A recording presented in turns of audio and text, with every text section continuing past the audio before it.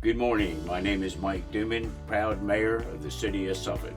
I will be reading chapter 10 from Ways to Make Sunshine, authored by Renee Watson. How to make a home. Once we are home, I change out my dressy clothes and put on a t-shirt and a pair of jeans. When I walk into the kitchen to help Mom finish cooking, she hands me an apron. I put it on, tie it tight, wash my hands, and start right away getting the deviled eggs ready. Our new house is too small to have this many here.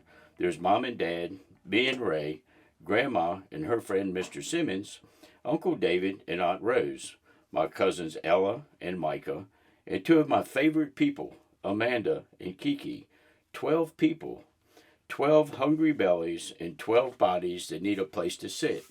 For formal dinners, we usually eat in the dining room, but it's too small. So Mom says people will just have to eat wherever they find a place to sit. The grown-ups are in the living room. Everyone else is with Ray in his room playing video games. Grandma comes into the kitchen. Anything I can help you with? We're fine, Grandma. You sure? Mom says, we're sure. You just rest. We're almost done. My little sous chef is giving me all the help I need. Well, all right then, Grandma says. Sure smells good in here. I smile. I love when people tell me what I'm making smells good, or when they take a bite and sing, this tastes so good. Once everything is warmed up, Mom and I bring out the food and set it in the middle of the dining room table. Dad calls everyone to the table so we can pray, and then everyone starts passing plates and forks and napkins, and food is being dished, and before Mr. Simmons back to his seat, he's taking a bite and says, oh my, what a feast. He calls every dish out by name. We've got deviled eggs. What is this? Baked ham glazed with brown sugar? And look at these carrots. What's that drizzled on top? Honey, I tell him. Mac and cheese. Greens. Yes, Lord. Mr. Simmons sits in the living room on the sofa next to Grandma. They have been spending time together since the beginning of the year. Grandpa died 5 years ago, and I think it's nice that Grandma has a new friend who goes with her on walks through the park. Mom calls everyone back into the dining room. We all crowd in, and Mom says, I just love gathering and spending time with all of you. Thank you for christening our home. This is our first time having guests over for dinner. I wasn't sure how it would be with all of us crammed in here, but to me, this is perfect. All of us here together. Mom reaches her arms out to me, and I walk over to her, taking her hand as she continues to talk. I want to acknowledge this little one who helped me with every single dish, but this carrot cake, she pretty much made it all by herself. I just assisted. I can tell Mom is proud of me, but I feel a little nervous too. If no one likes this cake, it would be my fault. I don't want my cake to fail as bad as my Easter speech did.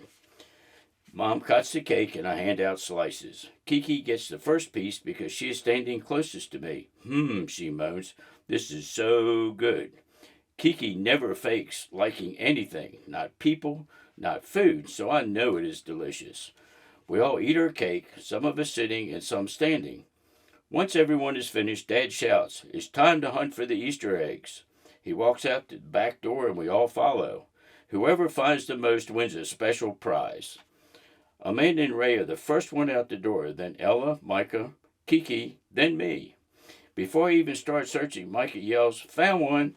Amanda shouts, found two. Ella isn't calling out how many she's finding, but I see she has a few in her basket. So me and Kiki team up and decide to share the prize. Kiki finds a multicolored egg in the patch of grass next to the sprinkler. I find another one along the edge of the fence. We run around the backyard picking up eggs, laughing and screaming each time we find one. I can see that Ray has at least 5. I have 4. I spot a yellow egg at the back of the yard and run toward it. Just when I put my right leg down, I hear crunch. When I look down, I see a pink pastel egg smashed into the grass.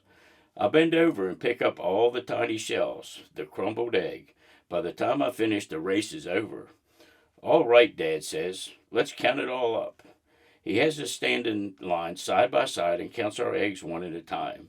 He comes to each of us and recounts them so he can make sure we found all of them. Nothing worse than smelling a rotten egg stinking up the whole yard months later after Easter, he says. Amanda, your total count is 9. You're the winner. Amanda's prize is the tallest Easter basket I've ever seen.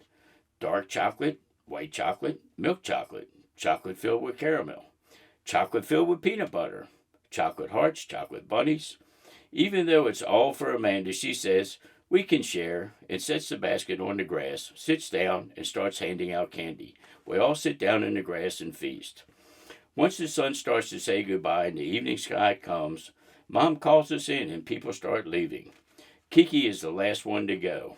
Before she walks out the door, she says to me, I'm so glad you live closer to me now. This was so fun. We hug and I tell her, see you tomorrow. I close the door.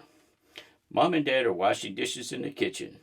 I join Ray in the living room straightening up, and I think about my family and friends, and how Mom told me it's the people who make a place a home. Without love, all you have is a house. Mom is right about so many things. That concludes chapter 10, and we'll be looking forward to the next one.